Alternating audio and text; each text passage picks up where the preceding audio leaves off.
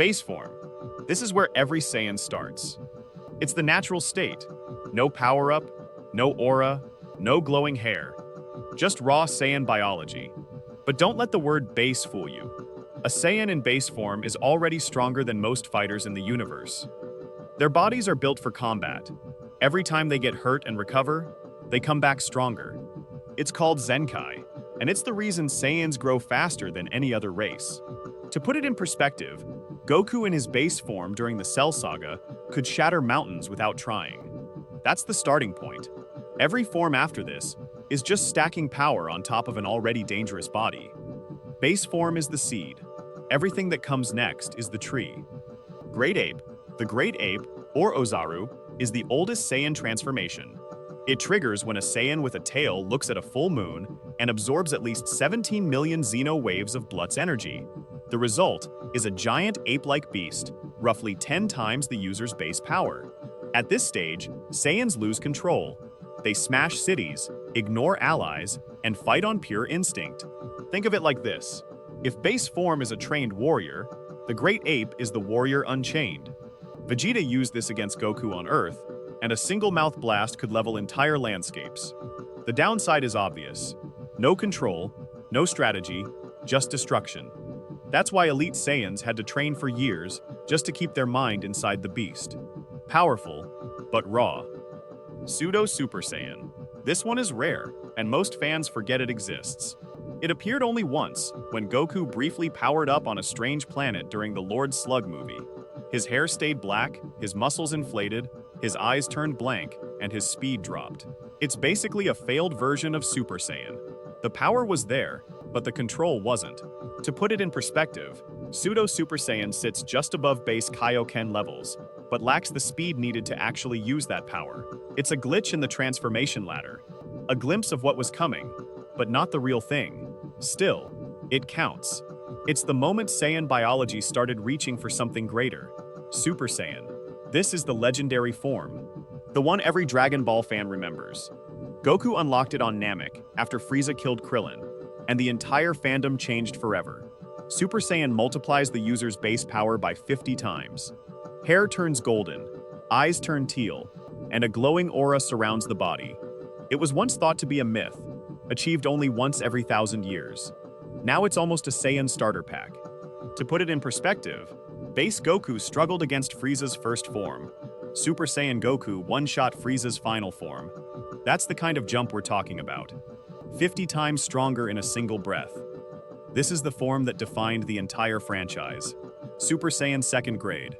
After Super Saiyan came the ascended versions, and the second grade was the first step up. Vegeta unlocked it in the hyperbolic time chamber while preparing for the Cell games. The body bulks up, muscles expand, and raw power increases beyond standard Super Saiyan. But there's a catch. Speed drops. The user becomes stronger but slower, which sounds good until you're fighting someone who can simply outmaneuver you. It's the bodybuilder form. Heavy hits, weak footwork, full power Super Saiyan. This is the perfected version. Goku and Gohan mastered it inside the hyperbolic time chamber by staying in Super Saiyan form 24/7 until it felt natural. No extra strain, no wasted energy, no muscle inflation. Just clean, sustainable power.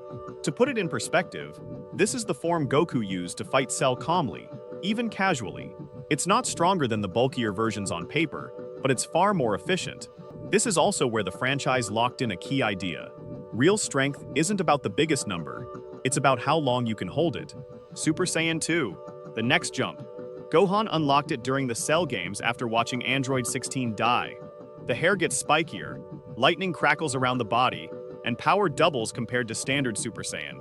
So that's roughly 100 times stronger than base. Gohan used it to humiliate Perfect Cell, who moments earlier was untouchable. To put it in perspective, the gap between Super Saiyan and Super Saiyan 2 isn't just power, it's intensity. The aura feels sharper, the strikes feel heavier, and the user feels almost untouchable. This was the form that pushed Dragon Ball into a new era. Super Saiyan 3. Goku unlocked this one in Otherworld after years of training in the afterlife. The hair grows past the waist, the eyebrows disappear, and power jumps to about 400 times base form. The first time he transformed in front of Majin Buu, the planet shook from the energy alone. But there's a cost. Super Saiyan 3 burns through ki at a brutal rate. Even Goku could only hold it for a few minutes on Earth. It's the form that traded sustainability for shock value. Massive power, short fuse. Super Saiyan 4. This one comes from Dragon Ball GT. Not the main canon, but fans still love it. A Saiyan must turn into a golden great ape first, then regain control of their mind to access Super Saiyan 4. The hair turns black, red fur covers the body, and the power is said to be 10 times Super Saiyan 3. To put it in perspective, Goku used this form to fight Baby, Super 17, and the Shadow Dragons. It's the GT era's answer to how do we go beyond, before the gods entered the story, Super Saiyan God. This is where everything changed. To unlock it, 5 pure-hearted Saiyans had to channel their energy into a 6th. Goku achieved it to fight Beerus, the god of destruction. The hair turns red, the body becomes leaner, and the user gains divine ki. To put it in perspective, Super Saiyan 3 Goku couldn't even scratch Beerus. Super Saiyan God Goku could trade blows with him and shake the universe doing it. This wasn't just a new form, it was a new tier of existence. From here on, Saiyans stopped fighting mortals and started fighting gods. Super Saiyan Blue, also called Super Saiyan God Super Saiyan. The user combines divine ki with the standard Super Saiyan form.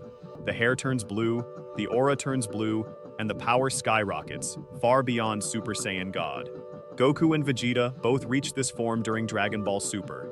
It became their default God tier mode for almost the entire series. To put it in perspective, Super Saiyan Blue Goku could fight Hit, Golden Frieza, and even early Jiren. It's the form that made godhood feel routine. Super Saiyan Blue Evolution.